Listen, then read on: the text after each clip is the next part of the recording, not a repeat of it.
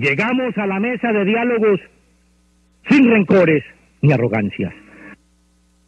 Oye, dice, ahí me voy para La Habana, esta vez a conversar con aquel que me acusaba de mentir sobre la paz. Ahí me voy para La Habana, esta vez a conversar con aquel que me acusaba de mentir sobre la paz. El pedante Chucky Santos se vio en la necesidad. ¿De qué? ¿De qué? De pedirle a Fidel Castro que lo ayude con las FARC. Ay, ay, ay. El pedante Chucky Santos se vio en la necesidad. ¿De qué? ¿De qué? De pedirle a Fidel Castro que lo ayude con las FARC. Uy, ahí me voy para La Habana, esta vez a conversar con aquel que me acusaba de mentir sobre la paz. Ahí me voy para La Habana, esta vez a conversar con aquel que me acusaba. Regresamos a 360 grados con una visión global de la noticia y ahora vamos a adentrarnos a debatir y analizar lo que ha significado, por supuesto, el transcurso de la semana pasada, todo el tema de los diálogos de paz con las FARC y ahora este polémico video y, por supuesto, muchas cosas más. Para eso le doy la bienvenida a esta mesa a Rafael Guarín y también a Luis Celis. Ya nos acompañaba Armando Nova. Caballeros, bienvenidos y gracias por aceptar la invitación. Buenas noches, Hassan, un gusto. Rafael, muy buenas noches, Hassan. ¿Cómo ve usted, cómo le pareció este video? El nuevo video de las FARC haciendo rap y diciendo muy contentos y triunfalistas, se discutirá la suerte de la nación. Sí, el video lo que hace es, de alguna manera, al principio Timochenko ratifica que van a la mesa de negociación, pero el contenido del video tiene varios mensajes. Primero, señala con tono de burla de que fue el presidente Santos el que tuvo que buscar a Fidel Castro para ayudarle a solucionar el problema de las FARC. Segundo, señala que no van a renunciar, es decir, que no están derrotadas, que por el contrario siguen siendo invencibles, que continúan en la lucha, que no se van a someter en una mesa de negociación ni fuera de ella. En fin, quien tome el video con cuidado, yo celebro que lo presente este medio de comunicación porque hoy no aparecía en las páginas de internet hasta después del mediodía de ningún gran medio de comunicación. Pues usted lo que encontrará es un mensaje contradictorio. Por un lado, la propaganda de que ya estamos a punto de la paz, pero por otro lado, la ratificación de la voluntad de continuar con la violencia por parte de las FARC en ese video. Timochenko ha dicho diálogos sin rencores ni arrogancia. Ahora, ¿cómo han usado las FARC realmente esos procesos de paz? Aquí ha dicho Luis, Rafael, que esta sí es la oportunidad, que en el pasado era otra cosa. ¿Usted lo ve de esa misma forma? Hassan, yo escuchando a Luis, a Lucho Celis, a quien le tengo gran aprecio, decir que ahora sí, pues eso fue lo que se dijo con Pastrana. Ahora sí llegó la hora de la paz, ahora sí le podemos creer a las FARC. La realidad es que la historia de estos 30 años ha demostrado que las FARC lo que han hecho es utilizar el diálogo y la llamada solución política como un elemento táctico y estratégico dentro de su plan de toma del poder por las armas. Evidentemente los escenarios son diferentes. Las FARC de hoy no son las FARC del año 1998, pero no podemos tampoco obviar que podemos caer en una trampa de las FARC. Mire, hay varios elementos que le permiten a uno llamar la atención y por eso el escepticismo y por eso no me uno a las voces y a los coros que en el país dicen que ya estamos a punto de la paz. Les doy algunos datos. En el año 1982-1984 se inició un proceso con los acuerdos de la Uribe. En el año 82 las FARC habían realizado la séptima conferencia y habían adoptado varias medidas. Primero, pasar a ser una organización de carácter puramente ofensivo, donde se desdoblaban sus frentes y querían construir lo que ellos denominaban un ejército del pueblo, FARC-EP. EP viene de esa época. Mire estos datos y estas cifras de las FARC. En 1982 esta organización criminal tenía 1.300 individuos. En 1986, en medio del proceso de paz, habían aumentado a 3.000. Casi se ha triplicado, doctor Celis. En 1990 había aumentado en 550%. Había llegado de 1.300 en el 82 a 8.200.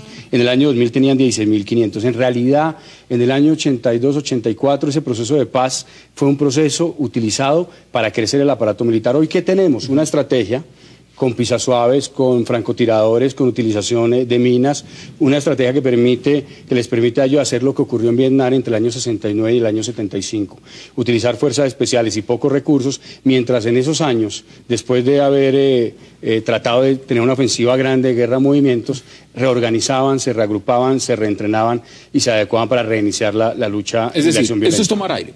Puede ser tomar aire. Por eso se ha pedido, aguanta. Hassan, que no bastan los videos, ni el RAD, ni que el señor Timochenko diga que no tiene soberbia ni orgullo. Mire. No, lo que se necesita es que cese la violencia, que depongan las armas y que tomen la decisión definitiva, irrevocable y comprobada de abandonar la Y violencia. les voy a dar la palabra, veamos exactamente qué dice Timochenko en estas imágenes.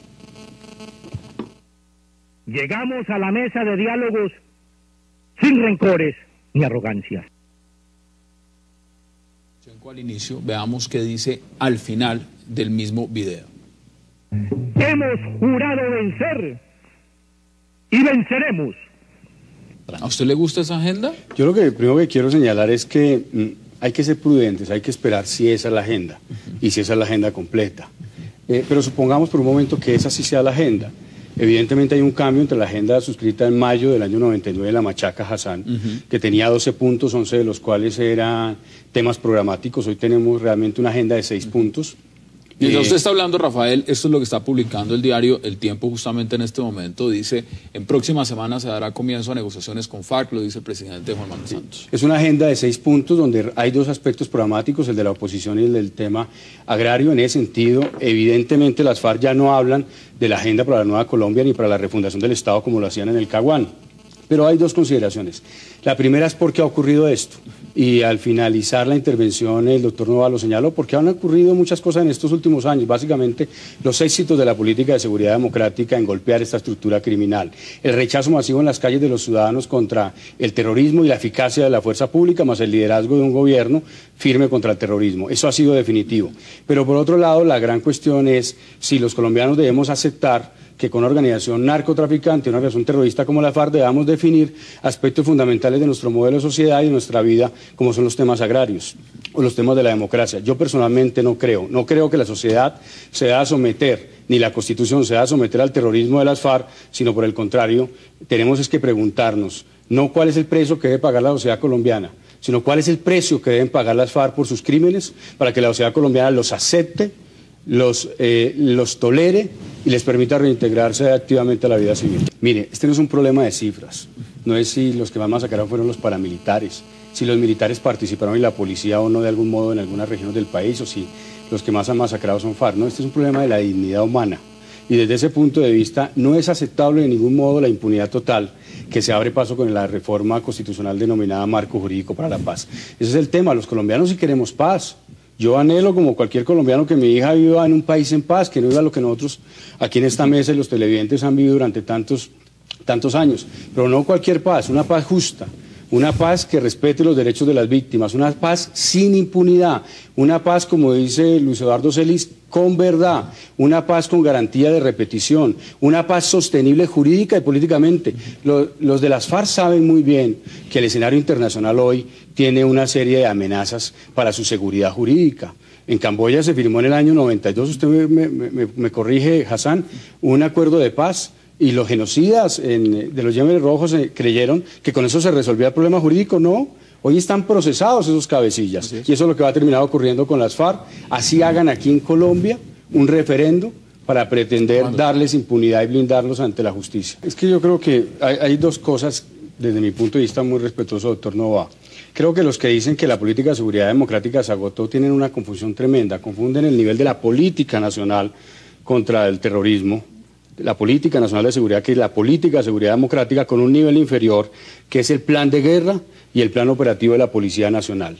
Lo que se agotó en el terreno y que muestran las estadísticas y que requería una revisión que ha venido haciendo el Ministerio de la Defensa y que se está implementando bajo el liderazgo del ministro Pinzón, era en el plan operativo de la policía y en el plan de guerra, para responder a la estrategia en terreno violenta de las FARC. Pero la política de seguridad democrática era una cuestión, era una cuestión superior, era una visión, En varias ocasiones le preguntamos. Déjeme terminar, por favor. La política de seguridad democrática es una visión de la situación de violencia en Colombia y de cómo enfrentar el crimen. La política de seguridad democrática no es negociación sobre la base de impunidad con los terroristas, no es legitimar el terrorismo como medio de acción política, no es reformar la Constitución para validar las masacres. Planteando eso. ¿Qué dice, hermano?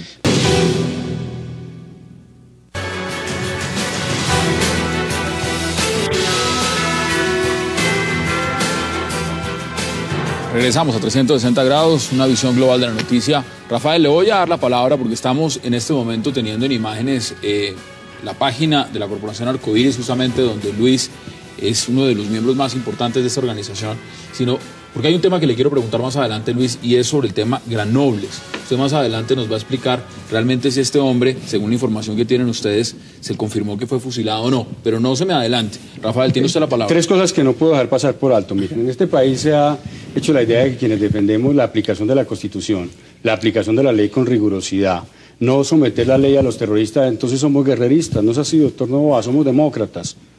Somos demócratas, creemos en el Estado de Derecho y creemos en la firmeza de la ley como garantía de la convivencia. Segunda cuestión, el tema de que fueron los paramilitares y no tanto la fuerza pública la que derrotó o la que golpeó duramente a las guerrillas. Yo estoy totalmente en desacuerdo con lo que usted acaba de decir porque, hombre, el país es testigo, el país lo sabe. Recuerden qué ocurría antes del gobierno del presidente Álvaro Uribe. Los paramilitares estaban desbordados cometiendo masacres y fue la seguridad democrática. Fue el gobierno del presidente Álvaro Uribe el que desmontó el paramilitarismo, más de 30.000 desmovilizados. Y si hoy hay algo, son bandas criminales dedicadas al narcotráfico que en algunas zonas de Colombia, como Antioquia, como Nariño, delinquen de la mano como aliadas y como socias de las FARC. Entonces eso es mentira. Y la tercera cuestión, nadie se opone a que se cierre el conflicto. Vuelvo y repito, nosotros, los que compartimos una postura como la que estoy mencionando acá, reclamamos paz, queremos que se cierre el conflicto, pero no a cualquier costo, no a cualquier precio, con una paz justa y sin impunidad, que es la crítica que estamos haciendo. En 2003 el país era completamente diferente, las FARC eran completamente diferentes, no es un grupo hoy golpeado militarmente como efectivamente lo está. Y la pregunta de cómo cerrar el conflicto, con todo respeto, es casi como en ese año 2003, es casi como tratar de ensillar sin traer las bestias. Hay un aspecto fundamental para asumir seriamente el cierre del conflicto, y es doblegar la voluntad de lucha de las FARC.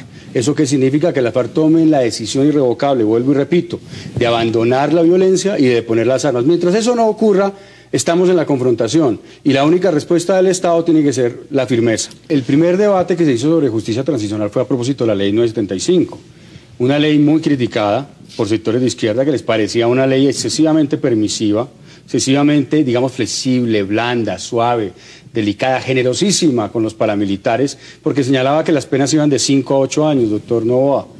Pero resulta que ahora a esos mismos sectores sí les parece válido que se reforme la Constitución para que los menos responsables de crímenes de lesa humanidad y de crímenes de guerra no paguen ni un solo día de cárcel, porque no serán investigados judicialmente, no serán juzgados ni serán condenados según este marco jurídico para la paz. Y los máximos responsables de esos mismos crímenes atroces sí serán investigados, pero se establece en séptimo debate en el trámite constitucional en el Congreso una serie de prerrogativas como sanciones extrajudiciales, como suspensión de la pena. Lo que ha dicho la Corte Constitucional, interpretando los instrumentos internacionales, es que efectivamente tiene que haber una dosis de impunidad y que tiene que haber de alguna manera una restricción del derecho a la justicia en nombre del derecho a la paz, del artículo 22 de la Constitución. Pero es que aquí no hay restricción. Aquí lo que hay es negación absoluta del derecho a la justicia e impunidad total, como lo acabo de explicar frente a los crímenes de lesa humanidad. Por eso nuestra crítica es paz sí, pero paz justa sin impunidad. Adelante, Rafael. Ahí hay un tema, y ahí también hago una observación. Es que el problema, así como no es de cifras, quién masacró más, quién masacró menos, aquí tampoco es si el victimario fue el ELN, de las AUC, o miembro de la Fuerza Pública, o miembro de las FARC. Es que estamos hablando de la dignidad humana y de los derechos de las personas.